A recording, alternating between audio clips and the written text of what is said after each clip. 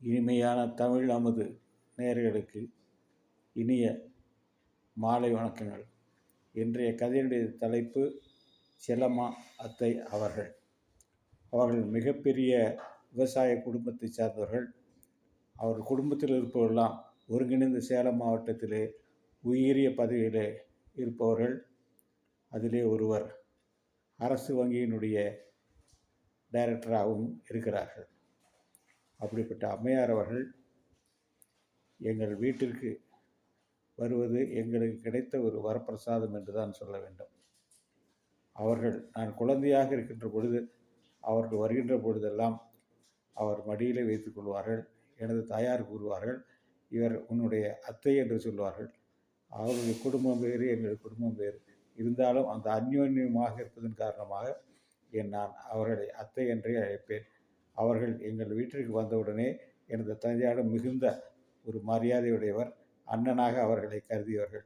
காலையில் வந்தவுடன் எங்களுடைய குளியலறையில் சென்று குளித்துவிட்டு அவர்கள் வந்து உட்காருவார்கள். தந்தையிடம் மரியாதையுடன் நன்றாக பேசுவார்கள்.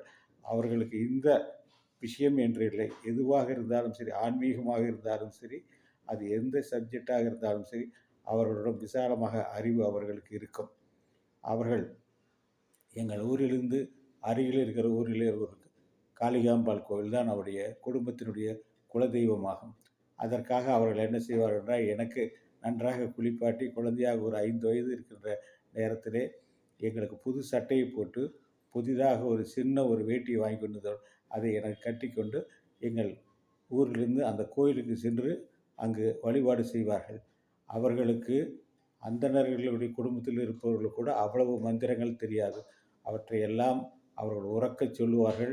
அங்கிருக்கிற பூசாரி எல்லாம் தள்ளி வைத்துவிட்டு சிறுவனாக குழந்தையாக இருக்கிற என்னை உள்ளே அழைத்து கொண்டு செல்வார் கோயிலுக்குள்ளே. அந்த காளிகாம்பாளுக்கு அவர்கள்தான் எல்லா விதமான ஒரு லலிதா சகஸ்ரநாமத்தை படிப்பார்கள். அவர்கள் மனப்பாடம் செய்திருப்பார்கள். அந்த அர்ச்சனையும் அவர்களே 1008 நாமங்கள் சொல்லி அர்ச்சனையும் என் கையிலே குங்குமத்தையும் அந்த பூவையும் கொடுத்து அர்ச்சனை செய்ய சொல்லுவார்கள். செய்ய சொன்னதுக்கு பின்னாலே எங்கள் வீட்டிலிருந்து கொடுக்கப்பட்டிருக்கிற பிரசாதத்தை கையில் எடுத்துக்கொண்டு செல்வார்கள். சர்க்கரை பொங்கல் போன்றவற்றையெல்லாம் அங்கே இருக்கிற ஏழை எளியவர்களுக்கு வழங்குவார்கள். தென் அந்த பூசாரிக்கு ஒரு பணத்தை கொடுத்துவிட்டு அங்கிருந்து நன்றாக வணங்கிவிட்டு நேராக காரிலே என்னை அழைத்து கொண்டு வீட்டிற்கு வருவார். வீட்டிலே வந்ததற்கு பின்னாலே எங்கள் வீட்டிலே சிற்றுண்டி அருந்துவார்கள். அதற்கு பின்னால் அப்பாவிடம் எனது மாமா அவர்கள் ராஜகோபால் என்பவரை அவர் குடும்பத்தினுடைய சகோதரராக கருதி கொண்டிருப்பார்கள். எனவே அவரிடமும் என் தந்தையாரிடமும் மிகவும் நல்ல விஷயங்களை எல்லாம் ஆத்மார்த்தமாக பேசுவார்கள். பேசியதுக்கு பின்னாலே என்னுடைய பையிலே ஒரு 100 ரூபாய் வைத்துவிட்டு அவர்கள் செல்வார்கள். இதை ஏறத்தாழ அந்த பள்ளி இறுதி வகுப்பு வரை நான் அந்த கோவிலுக்கு அழைத்து சென்று வருடம் ஒரு முறை அழைத்து சென்று வருவார்கள். பின்னாலே நான் கல்லூரியில் சேர்ந்ததுக்கு பின்னாலே நான் அந்த தொழுகையில் அந்த வழிபாட்டிலே கலந்து இல்லாமல் போய்விட்டது. அதற்கு பின்னாலே நான் பட்டப்படிப்பும் படித்ததற்கு வந்ததற்கு பின்னால் அவர்கள் எனக்கு ஏதாவது ஒரு வங்கியிலே வேலை வாங்கி கொடுக்க வேண்டும் என்று அவர்கள் விரும்பினார்கள். அதற்கான ஏற்பாடுகளை முயற்சியும் செய்தார்கள். அது என்ன காரணமோ எனக்கு அந்த விதமான முயற்சி பலனளிக்கவில்லை.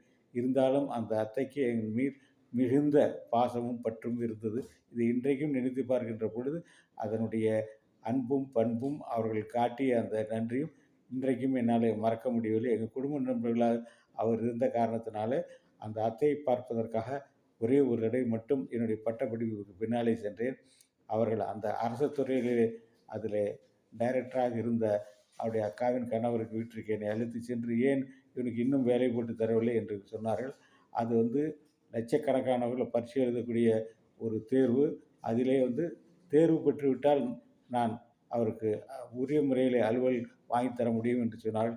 ஆனால் லட்சக்கணக்கான பேர்களுக்கு எழுத வேண்டும் இருந்ததால் என்னாலே தேர்ச்சி பெறவில்லை. அதற்கு பின்னாலே நான் ஒரு தனியார் நிறுவனத்தில் வேலைக்கு சேர்ந்து அவர்களுக்கு மிகுந்த அவர்களுக்கு மகிழ்ச்சியாக இருந்தது. அந்த முறையிலே அவர்கள் இன்றைய தினம் அதற்கு பின்னாலே தொடர்பு இல்லாமல் போய்விட்டதனாலே எனக்கும் அவருக்கும் இருந்த அத்தை என்ற உறவு இன்றைக்கும் இருக்கும் என்ற பாசத்தோடு இன்றைக்கும் நான் நினைவுபடுத்த விரும்புகிறேன். நன்றி, வணக்கம்.